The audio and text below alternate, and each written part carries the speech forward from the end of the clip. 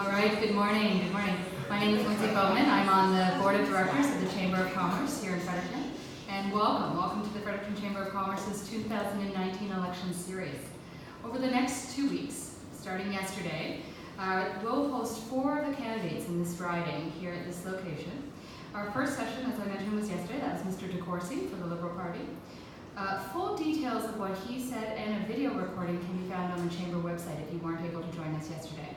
And that will continue. We're videotaping this morning and we'll be videotaping the 2 sessions next week. So if there are any that you can't attend, you're welcome to check out the website and see the responses online.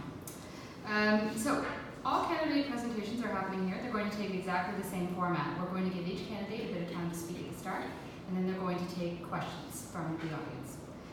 A big thanks to our sponsors for this event, the Real Estate Board of the Fredericton area. Thank you very much. Your support is appreciated. They provided our breakfast this morning and coffee, which I'm sure many of us are happy about. Thank you. In addition to these events, we're also going to be launching our Questions That Count series in the next day or 2. So the Chamber of Commerce is providing each of the candidates in the Fredericton area a series of questions that count. They'll all be given the opportunity to respond to those, and then their answers will be published on our website. So stay tuned. I believe Morgan will be sending out links to that to direct your attention to that site. This morning, we are very pleased to have Jenica Atwin, the Green Party candidate, here with us this morning. Her campaign biography reads as follows. Jenica Atwin is passionate about people. She is an advocate for and within the education system around youth mental health, recreation, and culturally responsible education. She grew up in and around Oromocto, Fredericton, and New Maryland. She completed her master's in education at the University of New Brunswick while working full-time at the Oromocto High School. Jenica is running to be New Brunswick's first Green MP to tackle some of the major issues we're facing here in Canada, issues like climate change, rampant poverty, mental illness, and the need for reconciliation with the First Nations. Once Ms. Atwin has finished her comments, we'll open the floor to the question period. So without further ado, please welcome Jenica Atwin.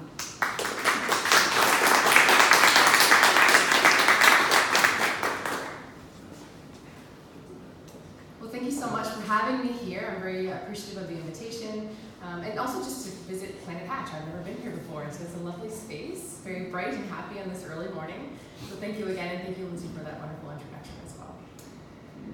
So, you're familiar with the format. I'm going to give a bit of a background. I'm going to talk specifically about some of our green economy ideas, some of the information around the world of work as it relates to our platform. You'll learn a little bit about me, and then I would love to hear your questions. So, and again, learn more about what's going on here and what's important to the Chamber of Commerce, because I think that's really the key for our campaign trail is to pitch ourselves, but really to learn about what's happening on the ground and what's important and what's needed for the riding of Fredericton. And again, there are spaces where I would certainly feel, more in my wheelhouse. So I'm very much an educator and really focus on social justice issues. But certainly the world of work is very important for all of us in New Brunswick. So I hope that what comes through is my sincerity in listening to you and learning and being a good representative for the world of work here in Fredericton. So you've heard a bit about my background, but I'd like to go into a bit more in depth about who I am, because it's very important to know who's standing up to be your representative and kind of what led me to this path and what's really important to me as an individual. So first and foremost, the most important thing and really my motivation for running would be my children. So I have a mother, I've got a 7-year-old and a 2-year-old.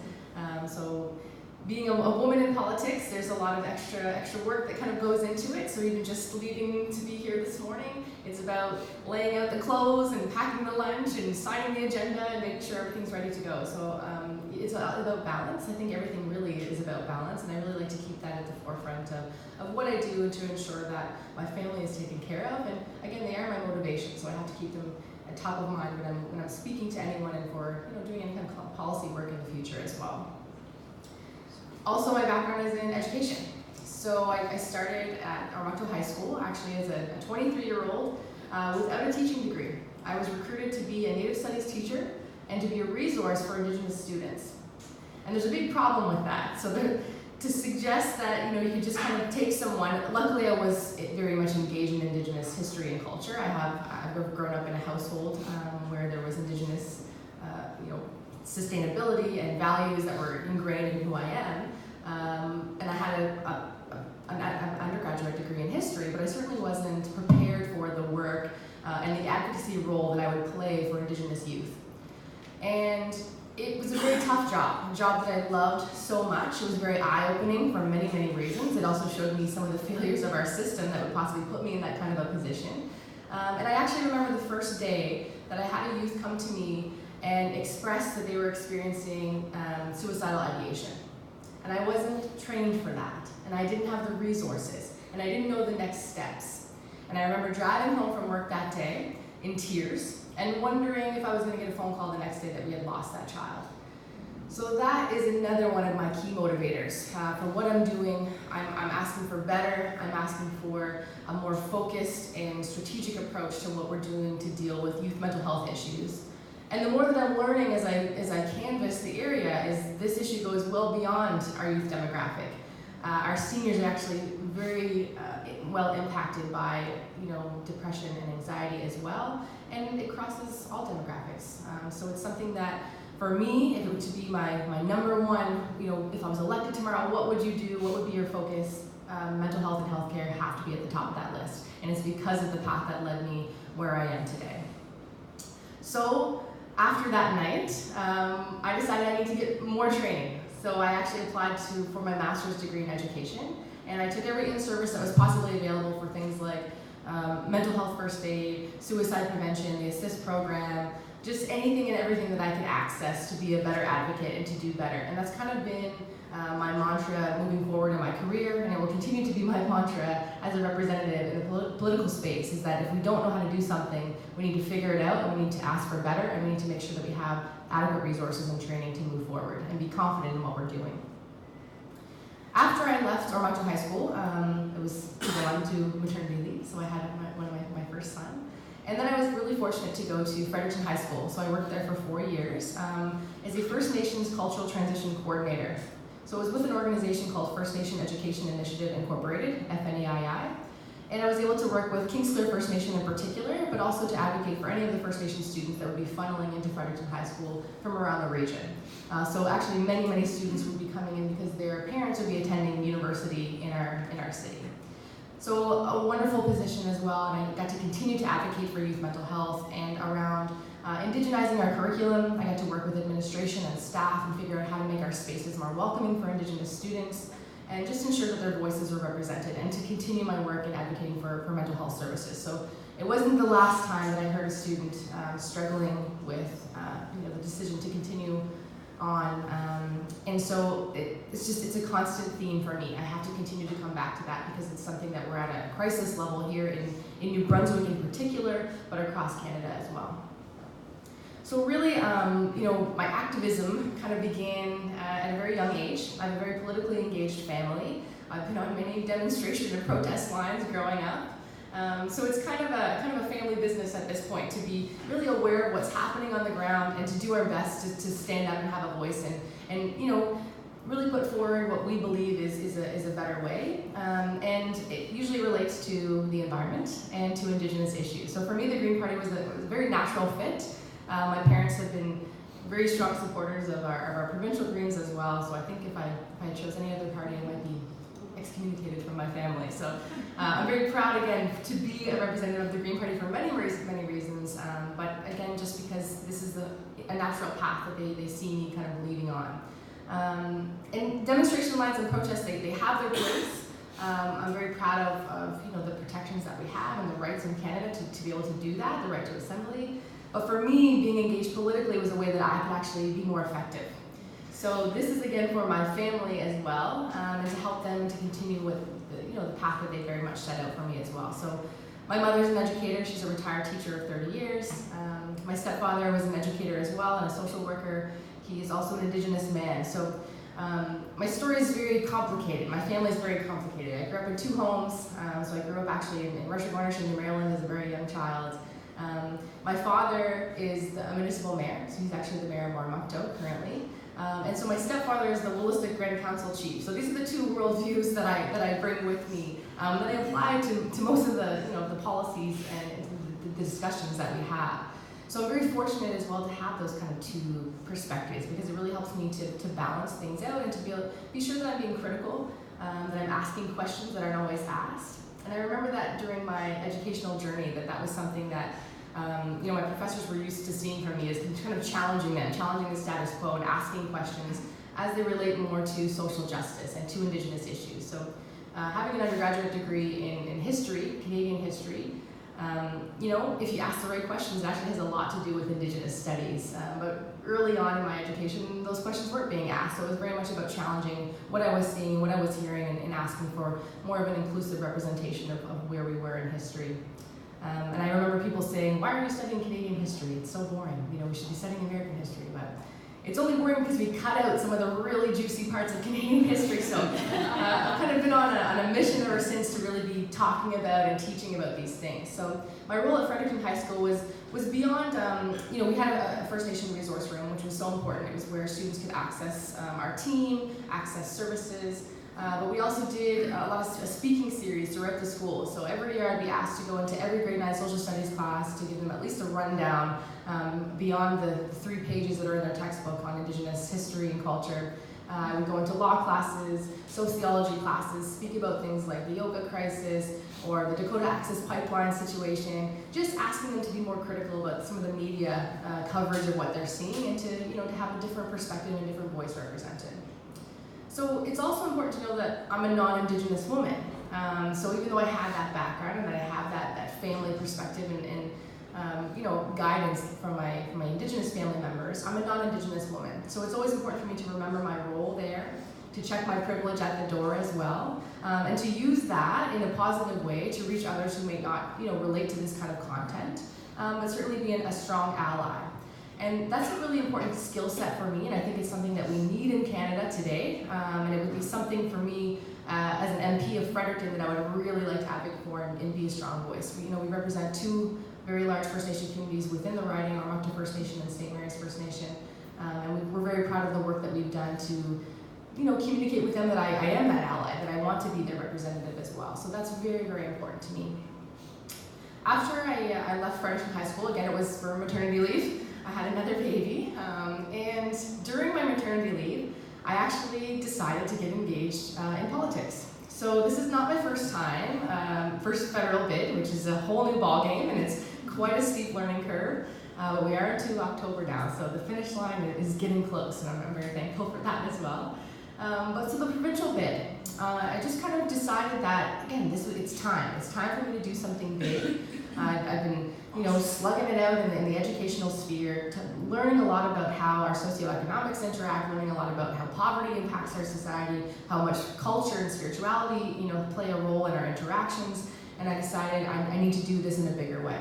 So I actually contacted our local Green Party association here in New Brunswick, and just meeting with David Kuhn for the first time was an amazing experience. And so to be able to learn from his leadership throughout my provincial bid in 2018 really led me to be even more fired up about what's possible. And the Green platforms are so easy to get behind. I'm really proud to be a Green. And so, again, so thankful to learn from his leadership throughout that. And so I've actually been for New Maryland Sunbury. New Maryland is a small part of the Fredericton riding as well. And there are other little chunks of Fredericton. So I got to know a lot of the constituents within that territory as well.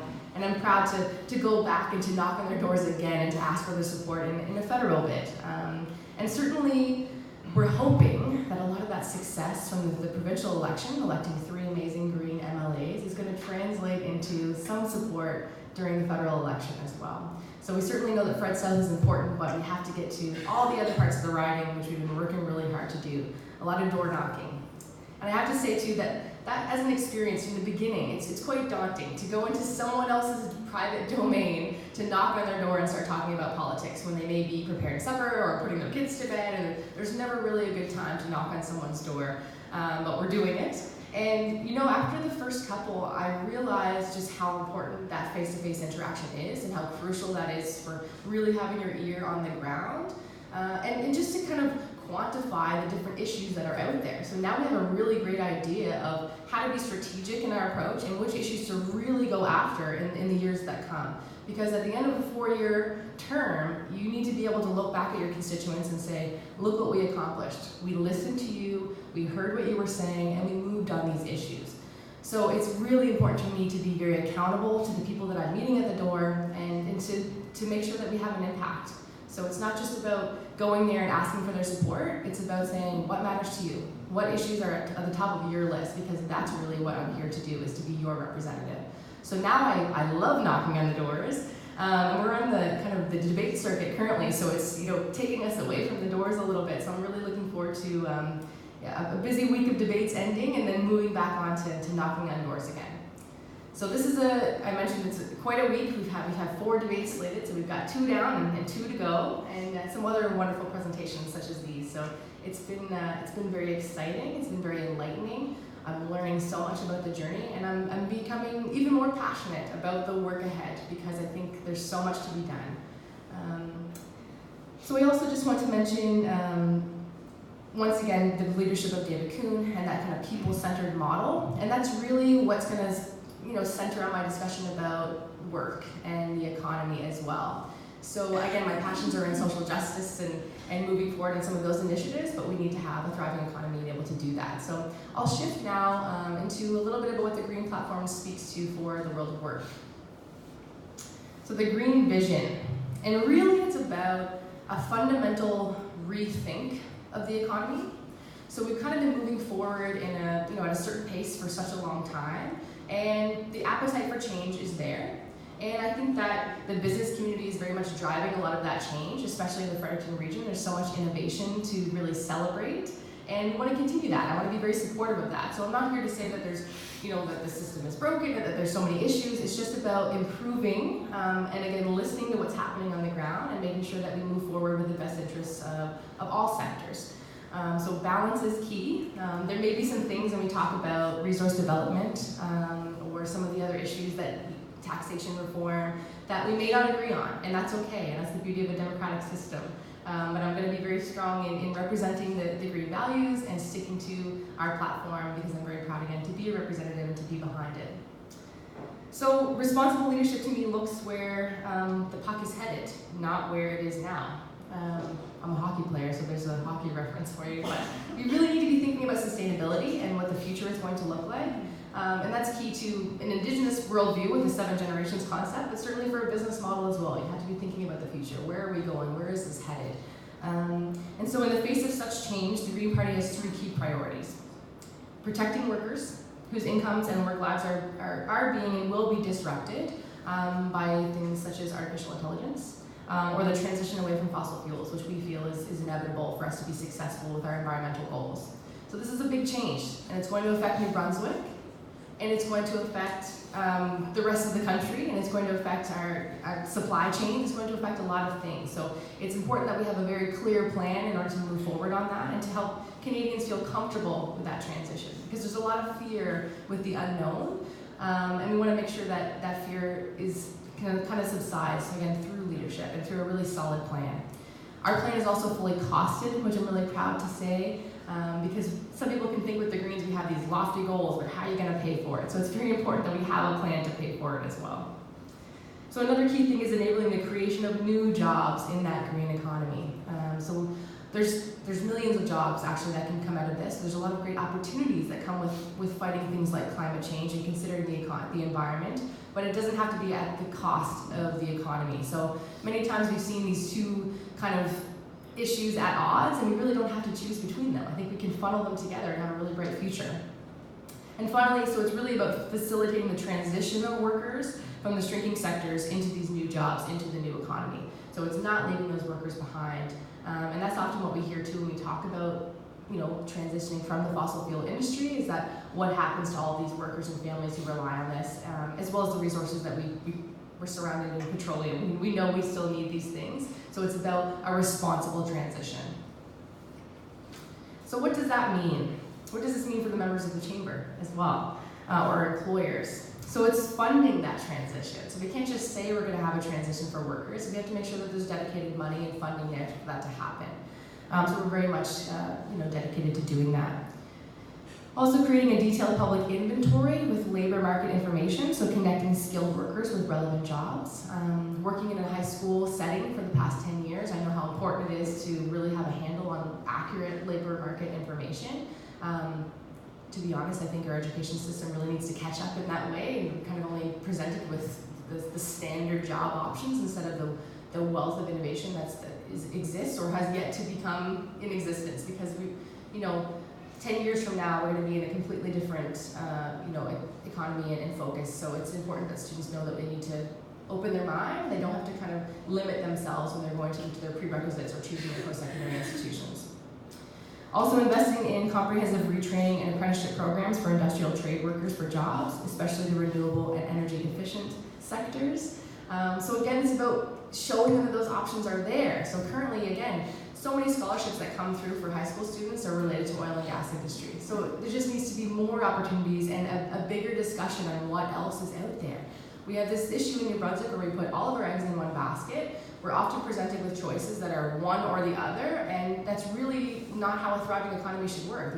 Diversification is so key, and so youth need to know, adults need to know, newcomers need to know that there is a wealth of opportunity out there, especially when we do embrace a new green economy because of the newness of it, because of what's out there. So retrofitting buildings, our residences, there's so much in that in particular, greening the electrical grid, small business focusing on local economy.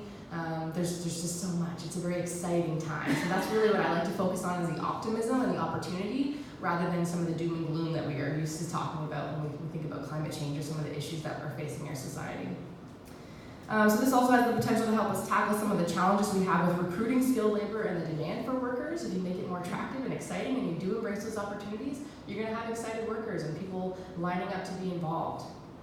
Pairing skills training with infrastructure investments across the economy, so in energy efficiency, renewable energy production, digital upgrades, the tech sector, what an amazing opportunity, clean tech manufacturing and emerging technologies, tourism, the creative economy, and the care economy. So I also I mentioned a lot about mental health and my focus on healthcare. There's so much innovation that can happen in the care economy as well. So the jobs are there. And the leaders are here, and the expertise is here. And it's just about really moving forward with that 7 generations of sustainability concept in mind.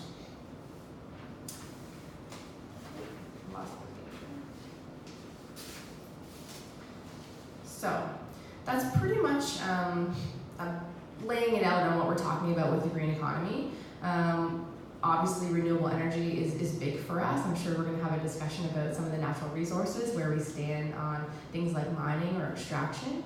And again, I'm very confident in my position on those, and I really welcome the opportunity to answer those questions. And also opportunities for Indigenous communities and Indigenous businesses. There's a lot of great opportunity there, and they can really lead the charge in protecting our environment and our investments in that way as well. So, I think maybe we'll open it up now to questions. If that's okay. Yeah. Thank you so much.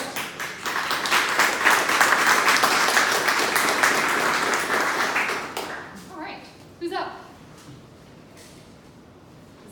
Hi, my name is Lisa. I first want to congratulate you on your positivity. It is very refreshing, and I really do thank you for that. I also want to make a comment. I do thank you for not being in negativity about other candidates. So that's a big pet peeve of mine, so I appreciate that.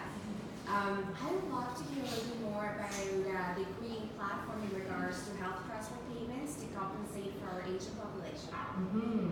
So that's first and foremost. If you actually notice some of the cards that we send out when we knock on doors, my number one, as I said, is healthcare, and it's about funding.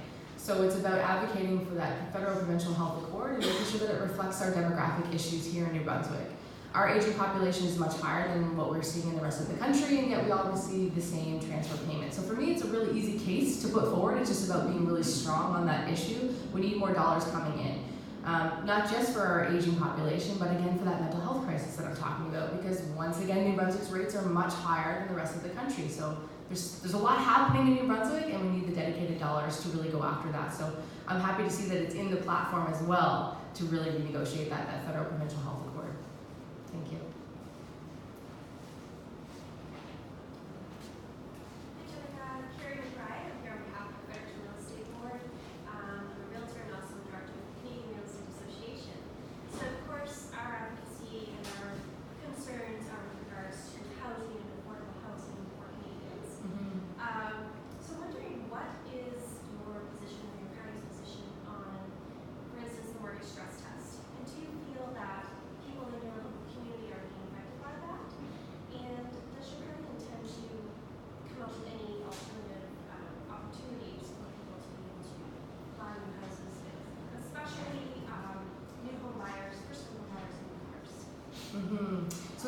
platform, it talks about removing the first home buyer tax credit, which is kind of interesting.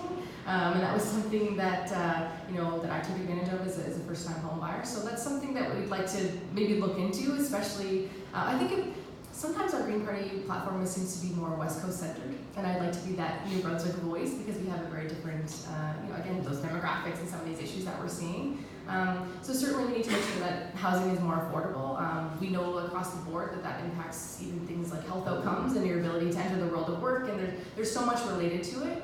And for me, a lot of housing goes back to our issues of poverty as well. So first and foremost is what we want to enshrine housing as a right, which is a really interesting approach to make sure that there are protections around allowing people access to that affordability.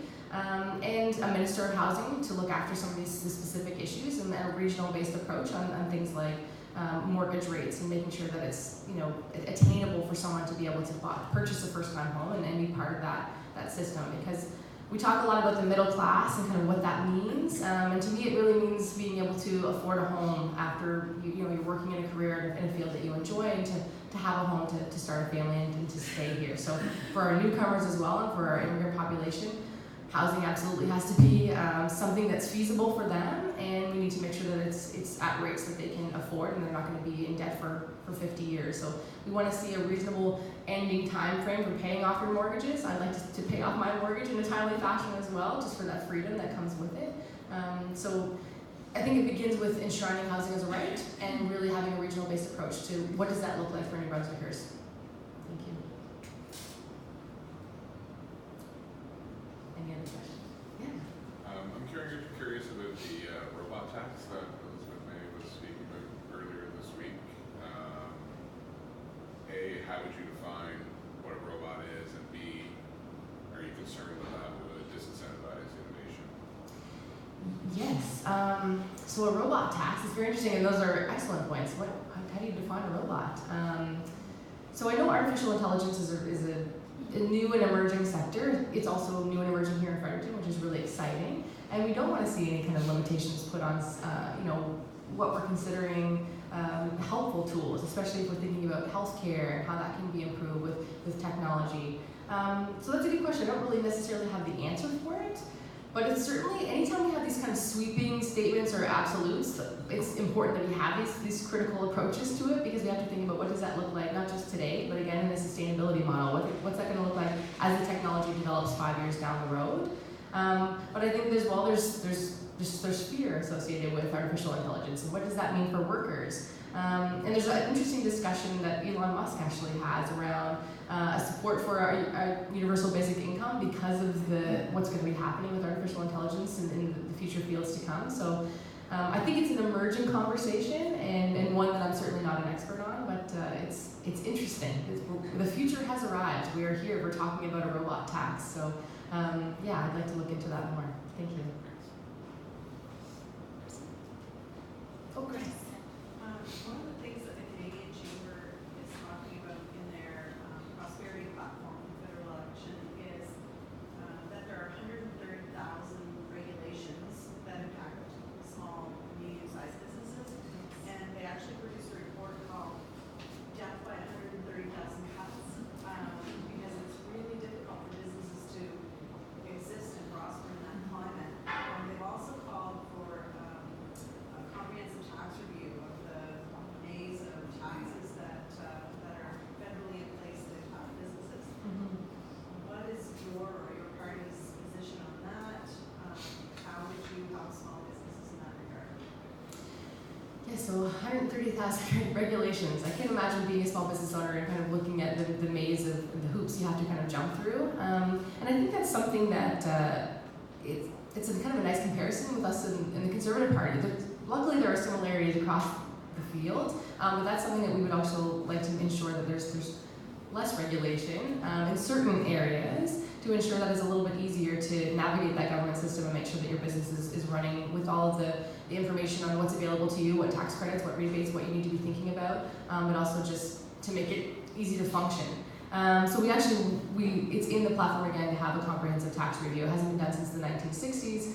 It's really important. Here we are in 2019. We're talking about things like artificial intelligence and emerging sectors, a new economy. So we absolutely need a tax reform, but I think it's key as well to have the voices of chambers of commerce across the country, of business owners within that, because we can't just have a top-down approach. We've seen how that has failed in the past. So we do want that tax review, but the leaders in business have to be at the forefront of that conversation. Would you call it a royal commission? Yes, so it is as well in the platform to call a royal commission on that issue. Thank you. Jenica, I see Janet is just getting her coffee, but I know exactly what she'd like to be asking this Okay. morning. Janet Mosher is with Succession Connect in the HIGH program here. One of the priorities of the Chamber is to be welcoming to newcomers. We see newcomers and immigration as a key platform for economic growth and to drive the economy and to replace the 100,000 New Brunswickers that will be leaving the workforce through retirement. Can you talk a little bit about the Green Platform and immigration and welcoming and integrating newcomers into our communities? So, we need more immigration, especially in New Brunswick, and it has to be an attractive, training ground, as well as business opportunities linked to those who have come here to continue their life and to bring their families here. A really big part of that is increasing our response time for family reunification, making sure that there's social integration so that they feel welcome. Again, from an educational standpoint, for me, it's about anti-racism education. It's about confronting that xenophobia head on and making sure that communities are welcoming enough for them to feel like they're part of the fabric. So there's actually knocking on doors again. I have to go back to the stories. I've experienced, in conversations with many of the newcomers that they do love it here for what we have to offer as far as training, but they often leave. So we want to keep them here. And it was mentioned to me that it is because of some of the ways they're treated in our society. But also making sure that the skills that they bring with them are recognized. So there needs to be a new way to ensure that there's an accreditation transition to notice what they're bringing with them and to link it with some of the standards that we have here. We know that there's a lot of, there's private organizations usually that are governing the kind of accreditation that we see. So we need to ensure that the legal society, that our medical societies are, on board with that transition. But we certainly need to make sure we're not wasting any of those amazing skilled workers that are coming here. And this is kind of a common story that you hear, is that people that come who've maybe been engineers or they've been working as surgeons, and they come here and they can't actually transition into that same role here in our society, and we need them. So it's really important that we ensure that there's a smooth transition and a different process for making sure that their credentials are recognized here as well. But certainly at a Canadian standard. So it's been talked about, but we need to see that move in a much faster way. But again, it always comes back to me for that social integration and family reunification and making sure that they see this as a place to grow and to thrive and to maybe bring more family members in, to have that network around them, because that would be what makes a successful story here as a newcomer. Thank you. Andrew Bird from Biography. Thanks for taking the time to do this, firstly. But we talk a lot about the green economy, but the word science isn't usually uttered. And there's a lot of science research and this kind of stuff that is behind driving this innovation in the green economy and stuff like this. But it takes a lot of money, a lot of time to do the research behind all of these things. So how do you plan to incentivize, even at a young age, for students, as I'm sure you understand, like getting them involved really early on so they become excited about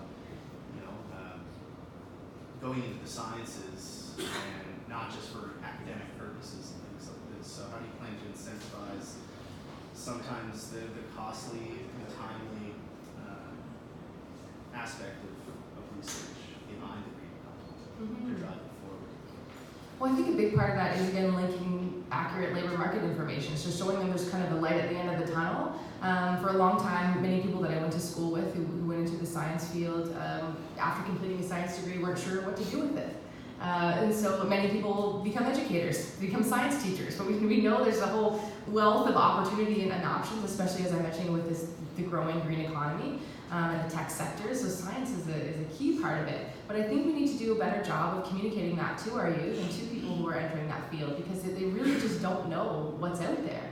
And again, these things are expanding. There's an improved role for environmental monitoring. There's lots for tech innovation in the healthcare field as well. The amazing things that are actually happening at BioMD, I was so interested to learn about, and also disheartened to learn about some of the barriers and issues that you face in really growing those sectors as well. So there needs to be better conversations, more information, and it needs to be very much linked to, again, that light at the end of the tunnel. What are the options available to me? What's happening? What can I do with this degree?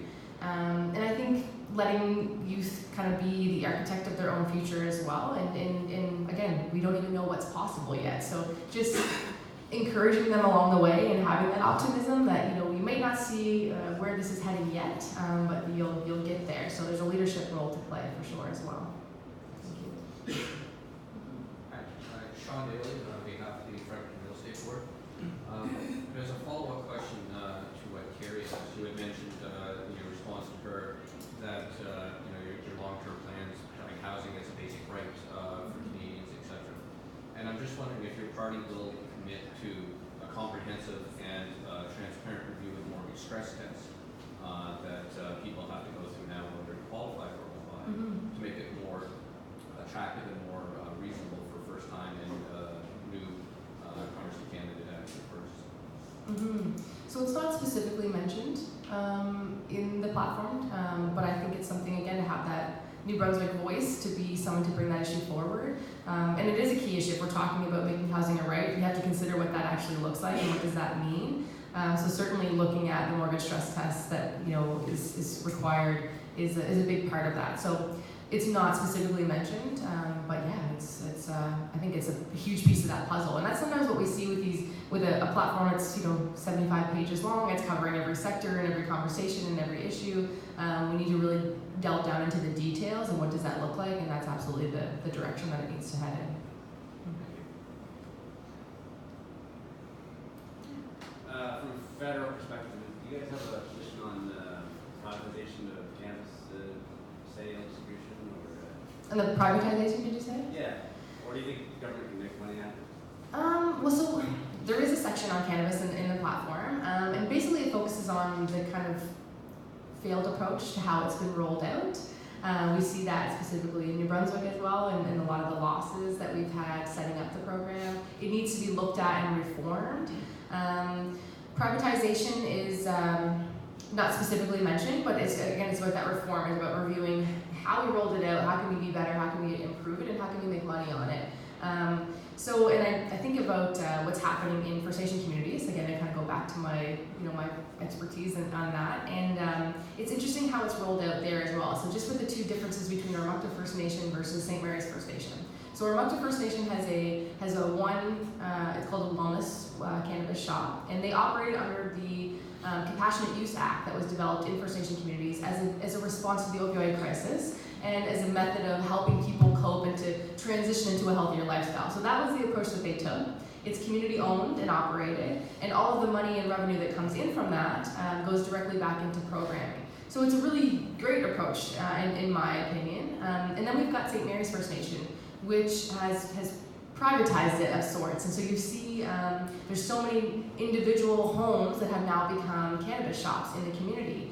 And it doesn't actually go back into community funding. It's not revenue that's building for programming. So it's very much individuals who are owning and operating these shops. And so it's a very different model, and it's not working. And some of them have shut down. The community has pushed back against it. The law enforcement is involved because it's just the optics of it are not very great either. So there's different approaches to it. And I think that if we can include Indigenous communities in that conversation as well, we'll have a better idea of maybe how to move forward with some of those reforms, because they're actually being very successful in that the revenue that they're bringing in is very high. And when you look at the losses that you've seen in the provincial level, there's something to be learned there. So it's about bringing different voices to the table and ensuring that we kind of move forward in a better way.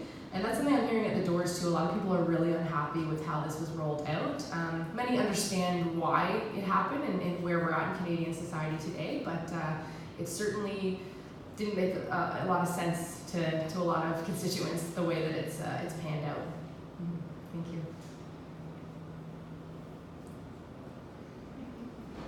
Hey, Mark.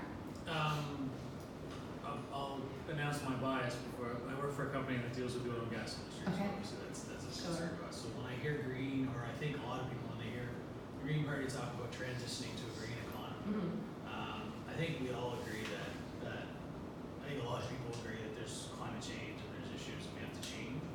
I think one of the biggest changes is I'm looking at all these cars behind you, and I'm watching people come in, and there's usually one of us, Yes. one person in each car, and I did the same thing, so I'm not being preachy, but Yeah. and mine's a big Ford pickup truck, so.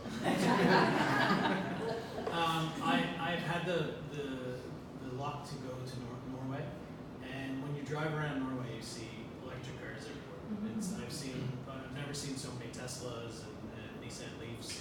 So I think one of the big challenges you're gonna have, if the Greens created a government 3 weeks from now, like one of the biggest challenges is gonna change our way of getting around, especially in rural areas. I mean, people talk about public transportation and all that, but that's great in Toronto and Vancouver, but in Fredericton, I mean, we barely keep the little bit of public transportation we have going, and it's not something that makes any money.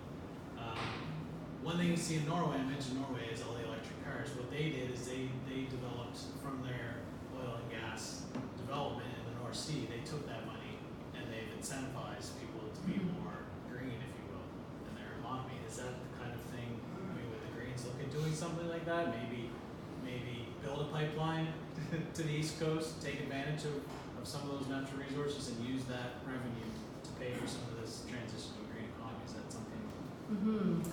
So we're against building any new pipeline infrastructure. I suspect. Yes. With the belief that our current infrastructure is actually meeting our needs in a way, we would like to scale down those needs so that it continues to actually meet it in a better way. And we know that the Liberal plan is to reinvest, they say, every dollar of building that new pipeline, the revenue that would come from that, into that green economy. For us, it's really about ending oil and gas subsidies. It's about making the biggest polluters pay for what they're doing to the environment, rather than putting it on the backs of New Brunswickers. So I'm referring to the carbon tax, specifically. We do have a carbon tax plan, and because that money needs to come in, and that will also help that transition. But the current model, it actually doesn't incentivize enough. So it's really just increasing the costs for many people on the ground, rather than really going after those high polluters. So the current carbon tax system that we have in Canada, I'm not in agreement with, and because it's not matched with subsidies and rebates on the other end. So that's what the Norway model did. They actually taxed very high and then backed it up with an incentivized program for buying electric vehicles. So we're just not quite there yet. So it's really about the approach in rolling out a carbon tax. Top economists will say it's necessary as well to fund that transition and to change some of those behaviors that we're seeing, such as single passengers in our transportation methods.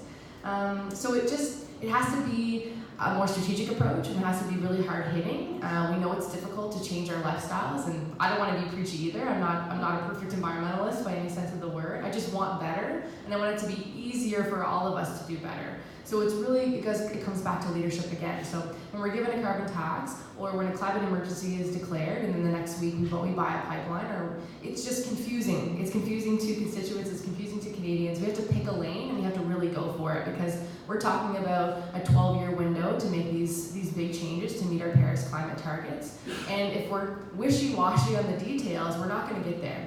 So we can actually look to the examples of these European countries and see what they've done and model some of that after those strong approaches, and see it here in Canada and hopefully move forward. And transportation is absolutely a huge part of that. And I would like to increase and reform what we currently have in the city of Fredericton. It has to go beyond. It needs to reach our rural communities. That affects our seniors, low-income students across the board. But all of us could be using that if it was workable, if it was something that we could actually see ourselves doing.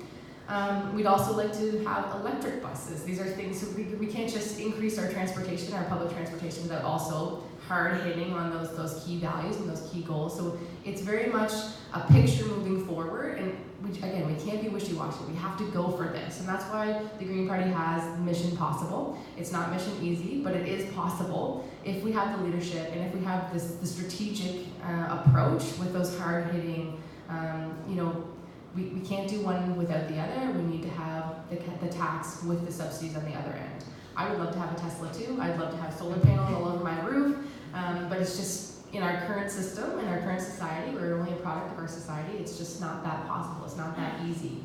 But we're getting there, but we need, again, to move much faster. So I just can't buy into a plan that says the transition's coming, don't worry about it, we got it. I need to see the details and I need to see them now because I need to know how it's going to affect me and my children and all of us in this room within 5 years, within 10 years. It has to be a much tighter time frame in my mind.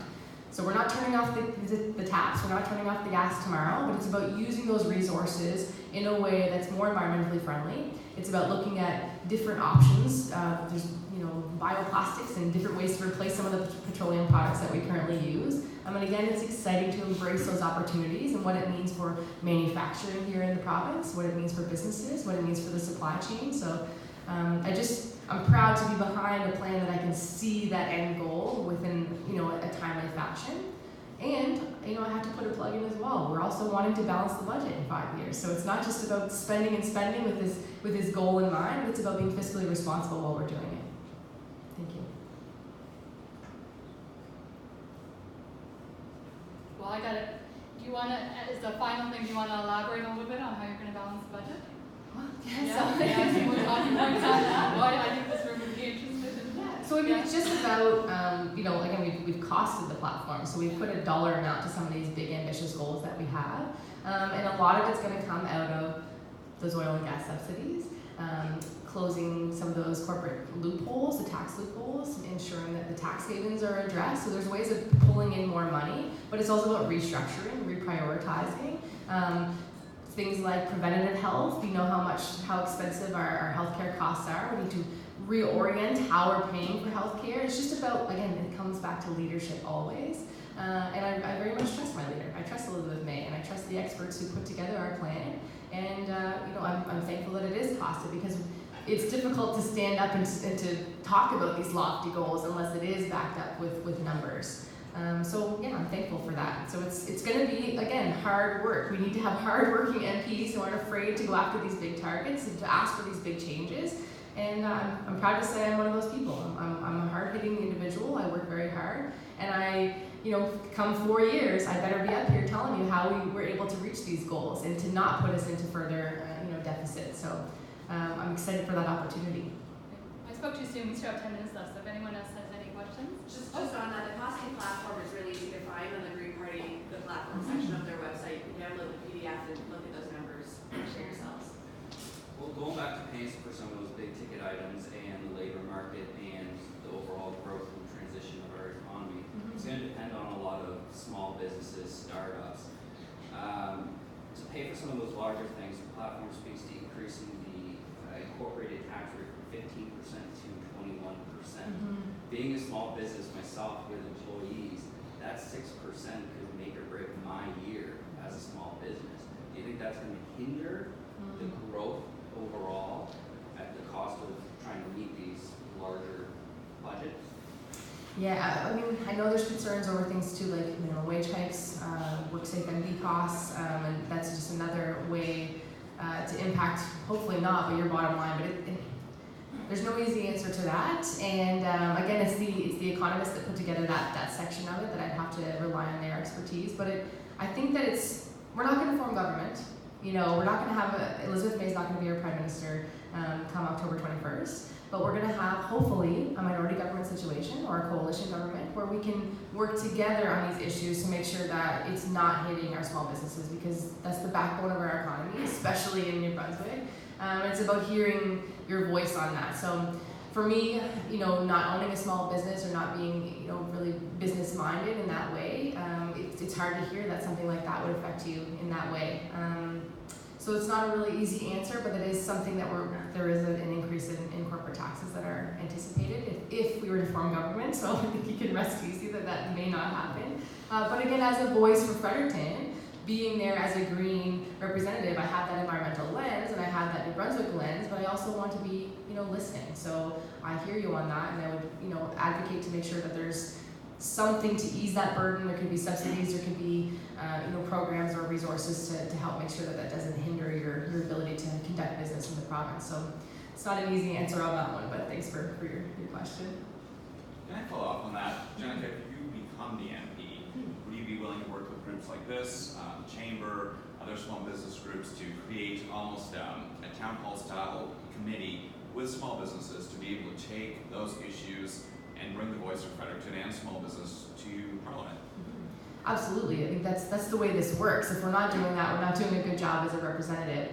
And that goes across the board for any sector. So it's always about being in touch with what's happening on the ground. It's always having multiple town halls and just being present and being accessible for constituents. So absolutely. And again, you know, I have my wheelhouse. I know what I'm passionate about, but that can't be my only focus. I have to ensure that specifically, you know, our economy and our business is looked after, because we can't even think about funding some of our social programs or, you know, attacking things like climate change if we don't have that balance that I was talking about. So absolutely, I'd be back many, many times. You're going to get used to seeing me, that's for sure.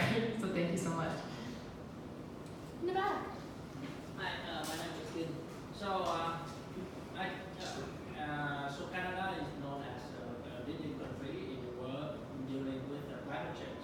And you just mentioned about transitioning to green economy.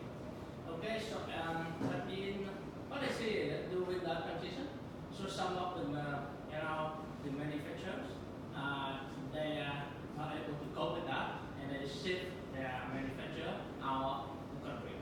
And then, but in the end, their products still return to Canada. And how you deal with that? Because in fact, we try to be green in Canada, but the other economy, so they don't work together with Canada. So how do you deal with that? So we really focus on local economy. We really want to see an increased boost in manufacturing here in Canada, in the region. We also know that exports are important. We know that, you know, outsourcing can be really beneficial for a lot of businesses to cut costs. But it's about fairness, it's about responsibility, and we have to meet these targets, and we have to make sure that we're doing it in a way that is responsible. So, you know, again, that's a tough one, because there's many businesses that rely on and manufacturing overseas to bring their products here at a cheaper price for consumers. But we have to be considering what that's doing. We have to lower our carbon footprint. We have to keep things in Canada. I think that's actually what's better for our economy. So it's going to be tough. It's a learning curve. There's going to be a transition period, and not everyone is going to be able to continue to thrive. But I think the cream of the crop always rises to the top, and we will see amazing innovation and exciting things coming out of businesses that are able to cope with the new economy that we're asking for. So there is no easy answer, but we need to change. We need to ask for better, and part of that is keeping a lot of your manufacturing in the country. And I'd love to see New Brunswick be a leader on that. So we know it's, I think, the fourth fastest growing sector, but we can raise that to the top. And again, it's about new products. So I'm thinking a lot about hemp. I've actually been learning a lot about what we can do with this miracle plant, and there's so many products that we can create with that. And New Brunswick has an incredible environment that's going to be really viable to replace some of our pulp and paper products, to replace some of our bioplastics. So it's about, for me, looking for innovative ways to continue to kind of live the way we like to live, and we're not going to stall civilization, but to do it in a more responsible way. So it's about research and development is really key in that, and seeing how can we best move forward in doing this. But we have to keep things on the ground, and we have to make sure that it's responsible. And I would love to see manufacturing stay specifically in New Brunswick as much as possible. So it is going to affect some bottom lines, though. Thank you. Any other questions? We got time for one more if someone has one. I just wanted to mention that I was told that you had a roundtable on Indigenous business relationships. Yes, we did. So I just want to thank you for that. I think that that's something that for a long time has not been really considered as a thriving option, but First Nation communities are ready and willing to do business. There's a lot of amazing youth who are actually coming out of their university degrees currently, or eager and hungry to get involved. So continue to do things like that. I really appreciate that was happening. And so even just for me, one of the jobs that I had was linking what's called a Skills Link program. So it was federal funding that came down. We were able to have First Nation students kind of have hands-on experience prior to going into post-secondary education, so that they're really sure about that field if they're interested in it. And we had a heck of a time finding placements and finding businesses that were willing to take them on.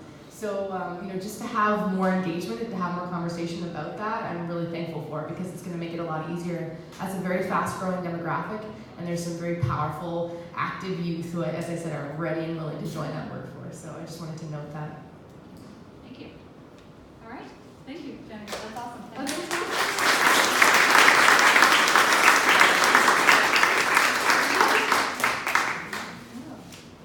Oh, Thank you. Thank you, Jenica, for being with us this morning. We always appreciate the engagement when those running for public office come and join us and give us an hour and a half of their time, so thank you. Before we go, I'd like to highlight the few upcoming events at the Chamber. The schedule for the remainder of our candidate series is as follows. On October 8th, which I believe is Tuesday, we have Jason Paul from the People's Party of Canada. And on October 10th, which is next Thursday, we have Andrea Johnson from the Conservative Party of Canada. They'll be here, same format, presentation and questions.